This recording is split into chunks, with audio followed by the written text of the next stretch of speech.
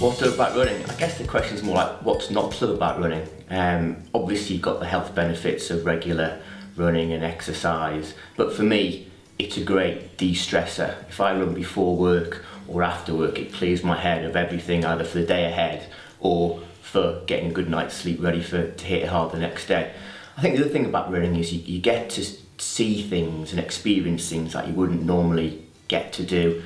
That sunrise on top of a hill, you know, that new view of the city you live in that you've not seen before, that deserted moorland in the morning when there's nobody else around, running through snow that has not been run through before. There's all those great things you can do, and it's also the experiences and the places you get to visit that you wouldn't normally do as well. And you know, this whole 10 in 10 is I think a really good example of that sort of experience that you'd never get if you didn't take part in running and meet people and find out about the things they're doing as well, to motivate you and inspire you to go and do them as well.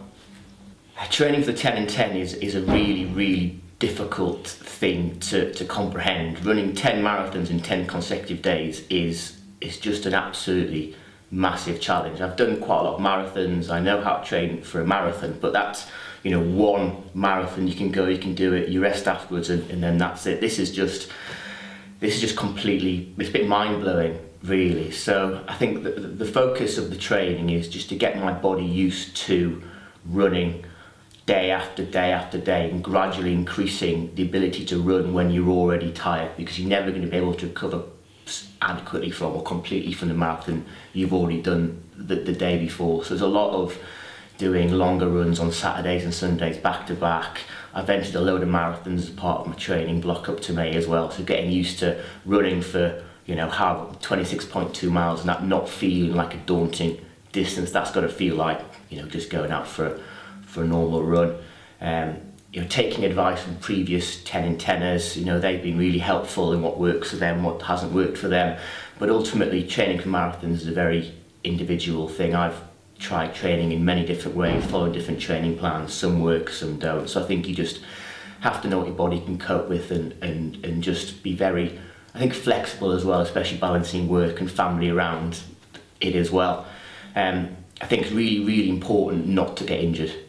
That could just scupper the whole thing really early. So as well as the running, I'm going to be doing sort of 2 gym sessions a week all the way through to make sure my body's strong. Because when you're running that far and that many days in a row, if something's not quite right, it's very quickly going to become a problem. And obviously we've got the support from the teams here as well, which will be really useful in the build-up. I think the other side of it, obviously the running side, I think can control and plan. The mental side of it is going to be completely different. I've just no idea how I'm going to feel on day 2, day 3, day 7, day 8. I think we're going to go to some dark places, all of us. It's how we get ourselves through that, what our coping mechanisms are. And I think, I said before, it's impossible to train that. You can't train yourself to what you're going to feel like running the 8th marathon, 8th day. You can't do that.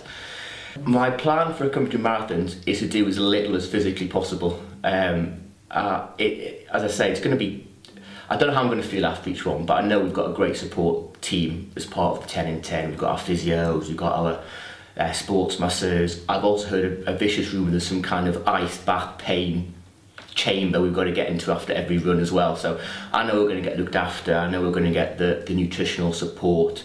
So I think it's a case of just doing what I'm told to do, really, because the people who are here supporting will know much better than me how to recover best from doing a marathon. I'm doing the 10 in 10 because I want to raise money to support the wonderful work that Brathay do, and the support they give to the children across the whole country. In Sheffield, where I live, their office is literally about half a mile from where I work, and they do loads of great work across the Sheffield, South Yorkshire region as well. So the main fundamental way to do it is to try and raise as much money for them as I possibly can, and hopefully do as much as I can to get money out of my friends, family, colleagues, work support network, etc. I think as well though it's a personal challenge. I've done quite a few marathons, I've done a few ultra marathons, but doing something like this is a complete journey for me into the unknown, completely out of my comfort zone, and I'm the kind of person who does like to push myself and challenge myself. I don't like to kind of get into a sort of a I guess, a status quo, or this is for me, this is a good challenge for me as well.